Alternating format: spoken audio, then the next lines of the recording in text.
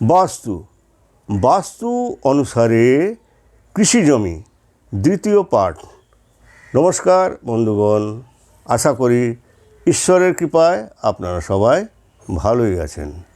আমি রামপ্রসাদ ব্যানার্জি কলকাতা থেকে বলছি। আজ আমি বাস্তুশাস্ত্র অনুসারে কৃষি জমির ব্যাপারে প্রথম পার্টের বাকি অংশ এখানে দ্বিতীয় পার্টে আলোচনা করব। নতুন ফসল বপন করার সময় সূর্যমন্ত্র এবং গায়ত্রী মন্ত্রের উচ্চারণে ফসল ফলনে অত্যন্ত শুভ ফল পাওয়া যায়, অর্থাৎ ফলন বেশি হয়ে থাকে।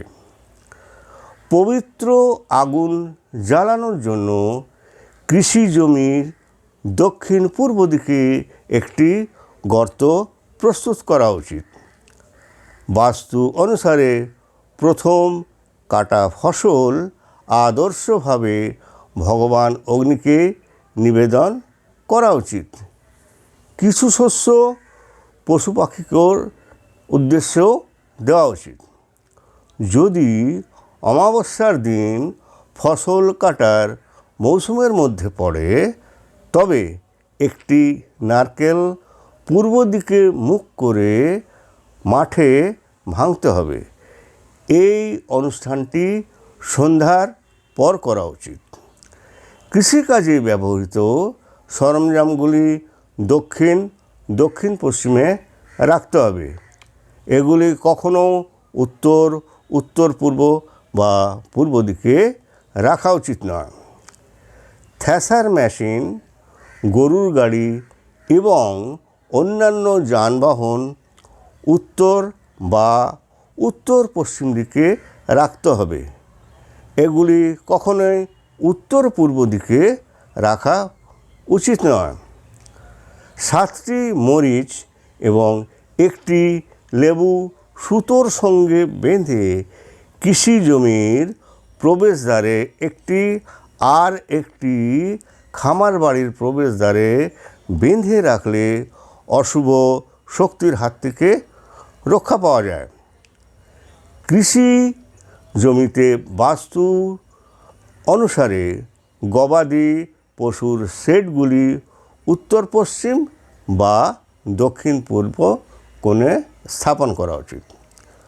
বাস্তু নিয়ম অনুসারে ক্ষেতের দক্ষিণ বা দক্ষিণ পশ্চিম দিকে পশু খাদ্য রাখা শুভ। দক্ষিণ পূর্ব কোণে গোবর সংরক্ষণে পরামর্শ দেওয়া হয়। পশ্চিম কোণে ফসলের জন্য প্রয়োজনীয় সার এবং রাসায়নিক পদার্থ সংরক্ষণের পরামর্শ দেওয়া হয়। কৃষি জমির জন্য বাস্তু মাটির অবস্থা এবং উর্বরতার মতো উৎপাদনগুলিকে বিশেষভাবে ব্যবস্থা নেওয়া হয়। জমির মালিকরা বাস্তু নিয়ম অনুসরণ করে প্রাকৃতিক সম্পদ, সূর্যালোক এবং বায়ু সঞ্চালনের ব্যবহার অনুকূল করতে ফসল, সীমানা এবং কাঠামোর অবস্থান পরীক্ষা করতে পারেন। এই পদ্ধতিটি মাটির উর্বরতা উন্নত করতে এবং স্বাস্থ্যকর ফসলের বিকাশের জন্য অনুকূল পরিস্থিতি তৈরি করতে বলা হয়। কৃষি জমির জন্য বাস্তু কূপ, পুকুর এবং জলাশয়ের জন্য উপযুক্ত স্থান খোঁজার তাৎপর্যকে গুরুত্ব দেয়। বাস্তুর নিয়ম অনুসারে জলের সম্পদগুলি সেচের উদ্দেশ্যে কার্যকরভাবে ব্যবহার করা যেতে পারে, যার ফলে জমিতে ভালো জল ব্যবস্থাপনা হয়। বৈজ্ঞানিক উপায়ে বাস্তু ধারণার সমন্বয় ইতিবাচক শক্তি প্রবাহের সাহায্যে সুবিধা এবং সার্বিক পরিবেশ ভারসাম্য বৃদ্ধিতে সাহায্য করবে কৃষি উৎপাদন বৃদ্ধির জন্য। বাস্তুর জন্য আজকের টিপস। যে কৃষি জমির পশ্চিম বা দক্ষিণ বা উভয় দিকে কোনো উঁচু টিলা বা পাহাড় থাকে, তাহলে সেই কৃষি জমি শুভ ফলদায়ক হয়ে থাকে।